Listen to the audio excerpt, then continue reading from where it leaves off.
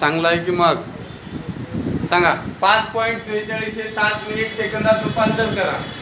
Direct सांगितले तुम्हाला मिनिटाला कितीनं गुणायचं, मिनिटाला कितीनं 6 न आणि सेकंदाला कितीनं, सेकंदाला 36 न गुणायचं. उत्तर तुमचं संपलं. आणि यालाच काय धरायचं, हे तास मिनिट सेकंद धरायचं. सांगायला पाहिजे 5 4 3 हे काय झालं, हे तास मिनिट आणि हे काय झालं सेकंद झालं. सांगा सेकंदाला किती न गुणायचं सांगितले तुम्हाला, सेकंदाला किती न गुणायचं 36 न, मिनिटाला किती न 6 न. 36 एक 36, 36 दोन्ही 72, 36 त्रिक 108, 36 चौक 144, 36 पाचा राहू द्या सर बस झाला.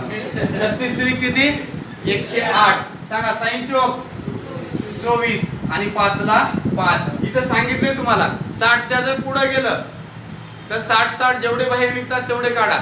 60 आणि 60 120, पण 120 आहे का इथं नाही. यातून किती कमी करूया मग, 60 सेकंद काढलं याला 1 मिनिट दिला.